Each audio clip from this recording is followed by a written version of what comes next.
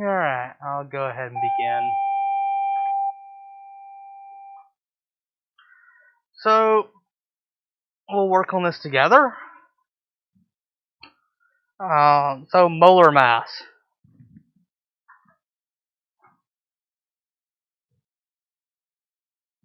Which, if I can find my periodic table.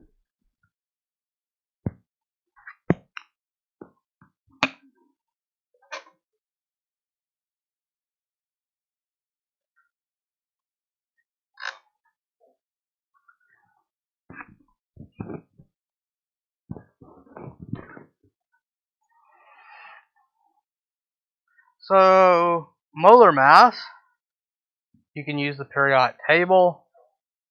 So, for hydrochloric acid, or HCl, we have one hydrogen, so it'd just be 1.00794 plus a chlorine atom, chlorine, which is 35.453.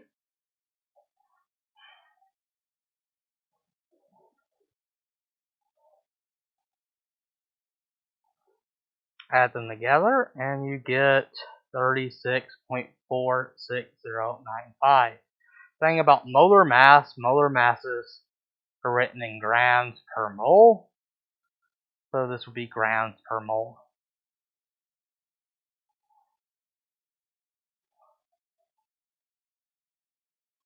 So potassium, what is that? It's not chlorate. Carbonate. So potassium carbonate, there are 2 Ks, 1 C, and 3 oxygen. So it would be 2 times potassiums, so 39.0983, plus 1 carbon, which is 12.0107, and 3 oxygen, which is 15.9994. Add all these together, and you get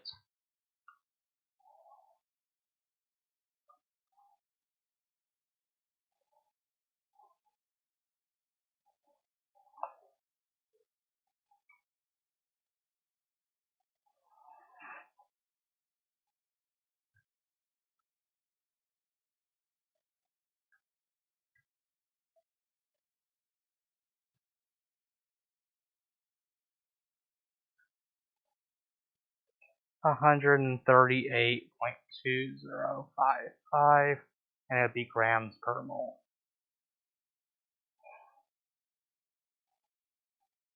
So again, 3 subscript means there's 3 oxygens, 2 means 2 potassium atoms. So calcium hydroxide, there's 1 calcium, and the 2 outside the parentheses means we multiply everything inside by 2, so there'll be 2 oxygen and 2 hydrogen. So that'll be 1 times 40.078, 2 times 15.9994, and 2 times 1.00794. Add all those together.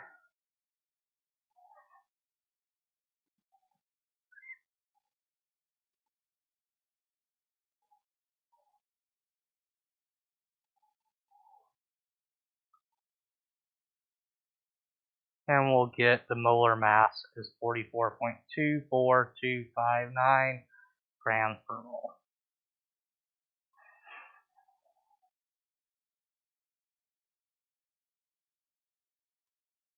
Sodium, there are 3, so sodium phosphate, no, it'll be phosphite.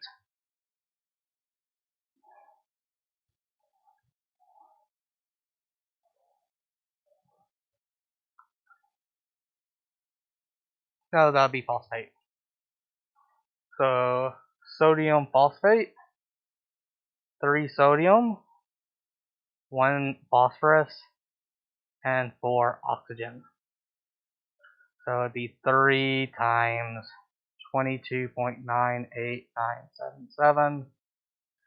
1 times the carbon, which is 12.0107.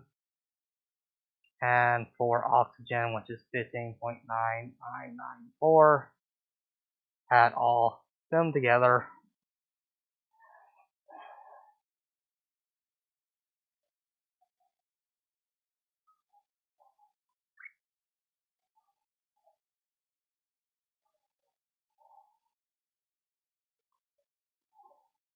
And you get 144.97761 grams per mole. So finding molar mass requires just a periodic table. You add up all the numbers for all the elements in the chemical, and then you slap on a grams per mole.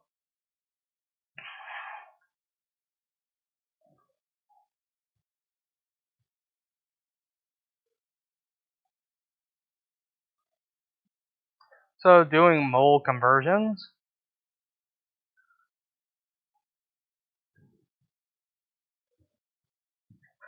So when you do mole conversions, there are two ratios you're going to have. You're either going to have Avogadro's number, which is 6.022 times 10 to the 23. This could be atoms or it can be molecules or some other chemical unit. And this is equal to 1 mole. So you can write it as 6.022 times 10 to the 23 atoms over 1 mole. Or you could write it as 1 mole over 6.022 times 10 to the 23 atoms. And atoms can be replaced with molecules, particles, or any other unit. Wherever the question saying you'll change atoms or to molecules or to particles or whatever. It's just a counting number. Like if you had a dozen cookies, your units are cookies. The dozen doesn't really have a unit associated with it. So here's the conversion factor to going from molecules to moles or atoms to moles. Your other conversion factor is molar mass. And that goes from grams to moles or moles to grams.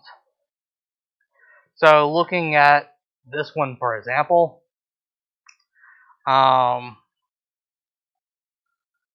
so looking up here at the 138, you could write that as 138.2 grams per 1 mole. That is what grams per mole mean. Or you could write 1 mole to 138.2 grams. So you can do it either way. So these are your two conversion factors. You can either go from atoms to moles, or moles to atoms, or you can use molar mass to go from grams to moles, moles to grams.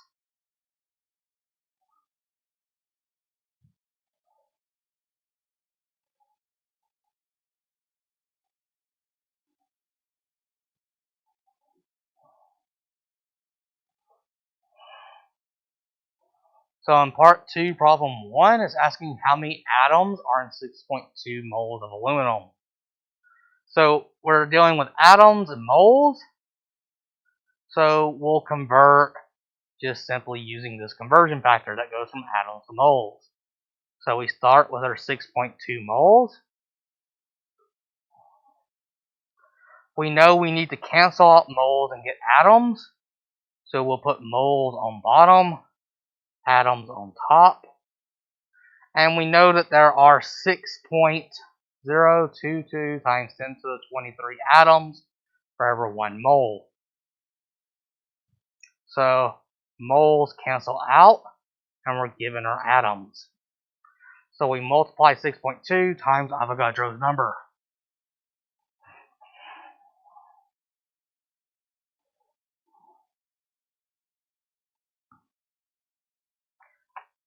Again, if you don't, my calculator is different.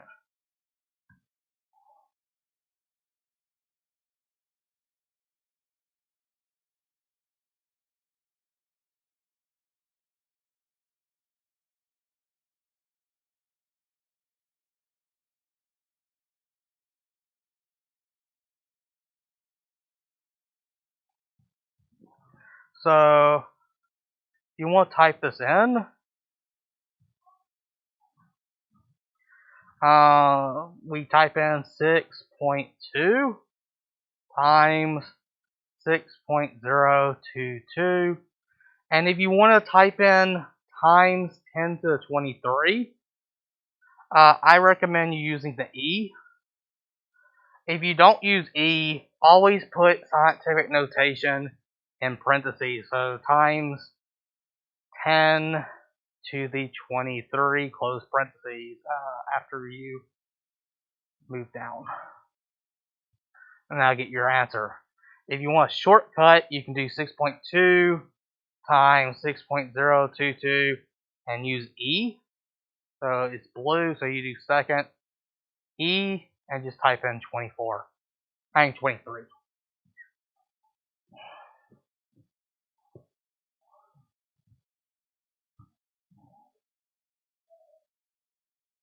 Giving our two answers are the same.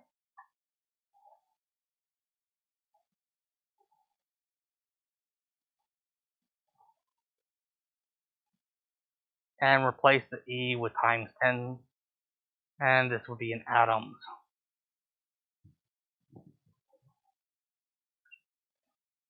So convert 5.3 times 10 to the 25 molecules of CO2 to moles. So we're going from molecules to moles. So that would be this.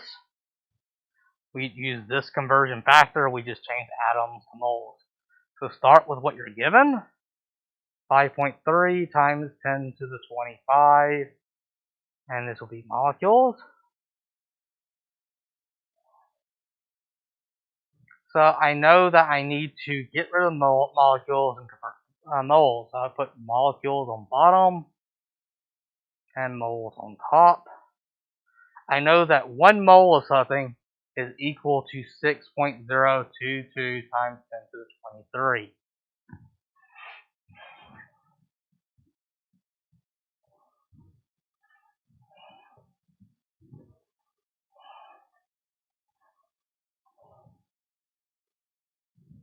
So this is important.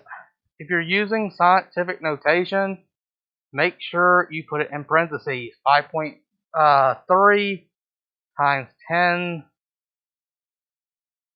to the 23, move over, close parentheses, divided by, up in parentheses, 6.022 times 10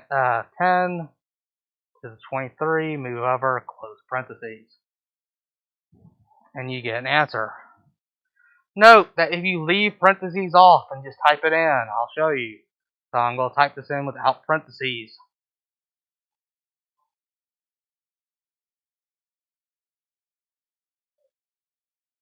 I did not get the same answer. Because what this is doing is this dividing by 6.022 and not the whole entire thing. So what that says, if you type it in without parentheses, so if you type in 5.3 times 10 to the 25, and then you hit divide by 6.022 times 10 to the 23, what your calculator sees is this. Your calculator sees 5.3 times 10 to the 25 divided by 6.022 times 10 to the 23. But you want the 10 to the 23 to be on this, 6.022. But if you don't group this, the calculator has no clue that the 10 to the 23 is supposed to be in the denominator with a 6.022. So make sure when you type it in, you put parentheses around your numbers in scientific notation. So the correct answer should have been 0.88. You could also use the E symbol, so second and E, and then type in 25 divided by 6.022 E23, and we'll get the, yeah, yes, my bad. Whenever you put it in parentheses, it should have been a 25 here.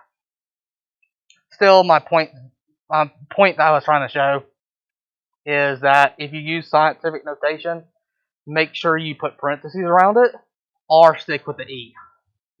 And the correct answer should have been yes, 88.010627, and this will be in moles because molecules cancel out. But the point I was trying to show is make sure you put parentheses around scientific notation numbers because you want the times 10 to be grouped in. I know that some of y'all don't have calculators, so when you're using Google, you would have to type in this. Or if you have a calculator app on your phone, you could type it in doing that, but you would have to use parentheses around this unless it has that EE symbol.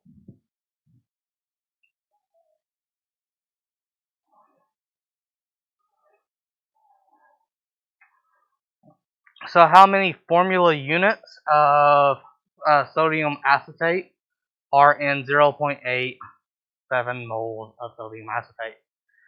So this is basically saying how many molecules, there's another word for molecules, are formula units.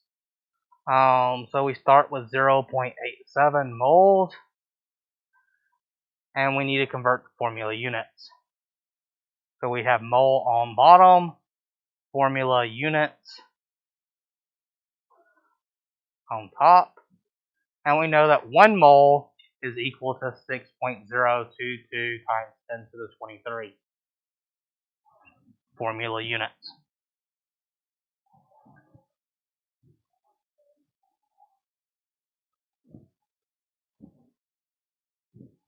And this will give us 5.23914 times 10 to the 23. Because moles cancel out, we're left with formula units remaining. Make sure to always include some units on your answer. You'll never have a number by itself as an answer, unless it's some sort of ratio. So converting 3.55 moles to formula units, we're going from moles to formula units. We know that there is 1 mole for every 6.022 times 10 to the 23 units. So we do the same thing.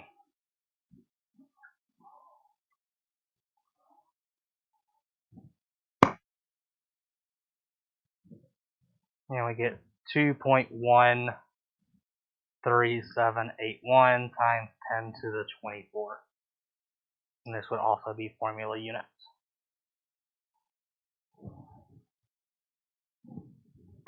Everyone good?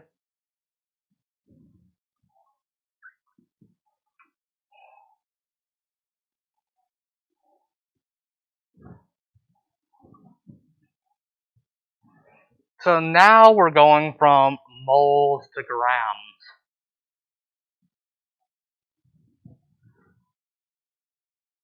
So we start with 3.00 moles,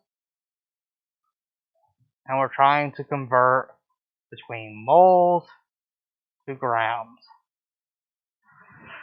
Grams and moles are related by molar mass. Grams is a mass, so we're going to have to look at the molar mass of this chemical. Figure out molar mass, it'd be 2 times arsenic sulfide. So arsenic is 74.9215, and we'd add 3 sulfur atoms. So it'd be 3 times 32.065.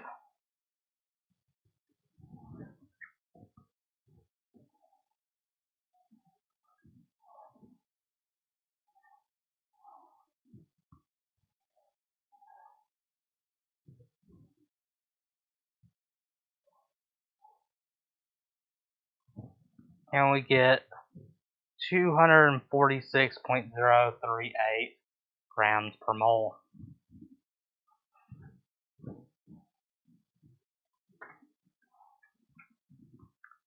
So there are 246 grams for every 1 mole. Another way of looking and reading that. So 246.038 grams per mole, or per 1 mole.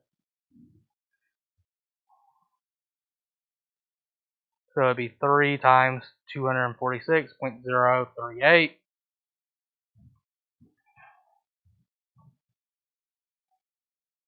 Moles cancel out, giving us grams. So 738.114. We're only left with grams, so you put grams down. So if you had 3 moles of this chemical, arsenic sulfide, you would have 738 grams. So if you wanted to, so if you were to weigh this out, 738 grams, it means you had exactly 3 moles of it.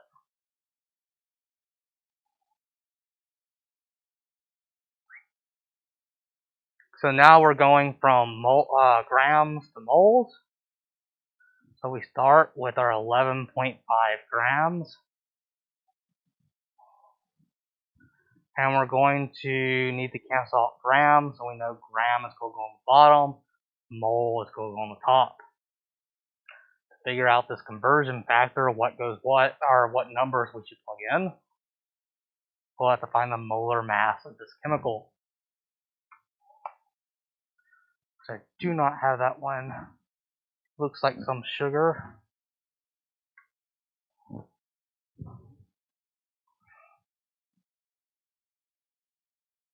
No, that's ethanol.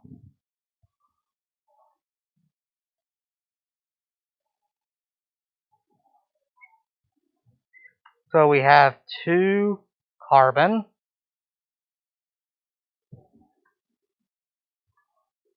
So carbon is 12.0107. That's your carbon.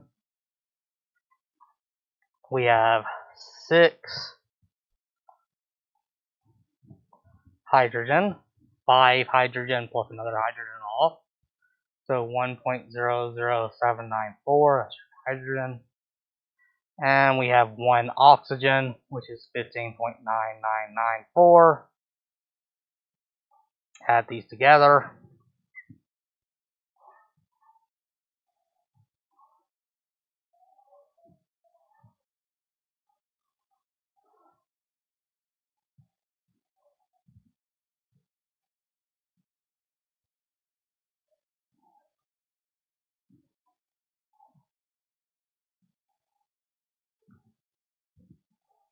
So it'd be 46.06844. Maybe grams per mole. So 46 grams per mole. So we put the 46 with the grams, and the per mole is just 1 mole.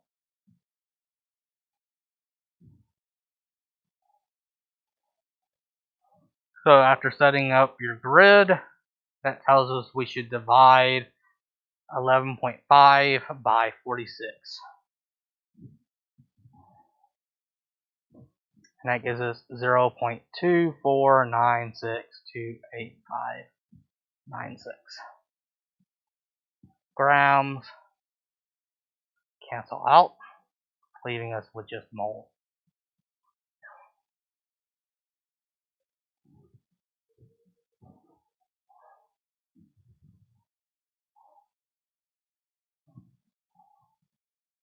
For the remote learners, that's the code word.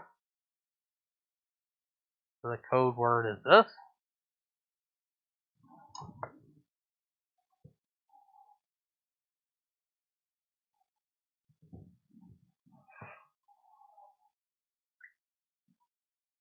So what is the mass? Mass is measured in grams. So we're going from moles to grams. So we begin by doing 9.3 moles. And we need some conversion factor between moles to grams. And we do that by getting the molar mass.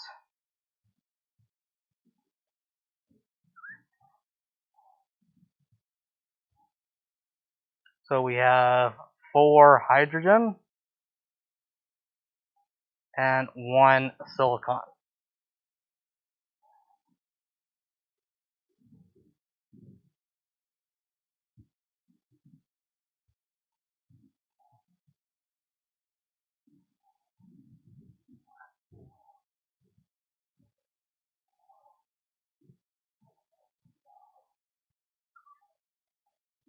Which is equal to 32.1176 grams per mole. So we put the grams on top, 32.11726, and the mole on bottom.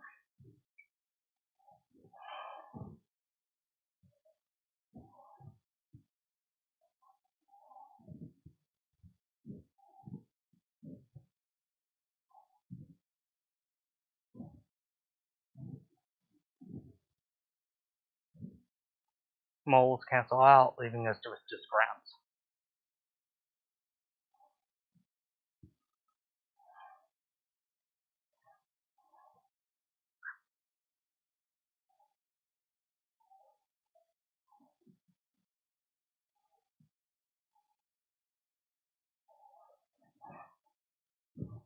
Does this make sense? Y'all need me to work through the rest of them, or y'all think I got it? Yeah, I mean, it seems pretty simple to me. It's just, do you use the grams per mole, or do you use the Avogadro's number per mole? And then if you're going from molecules to grams, you'd have to use both. Or if you're going from grams to molecules, you'd have to use both.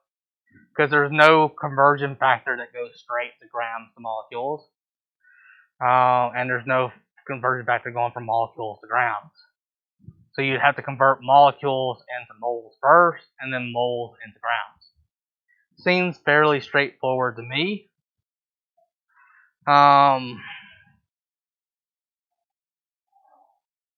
This is really why I hate doing chemistry before lunch, because I don't have lab set up. I don't have any time to set up lab.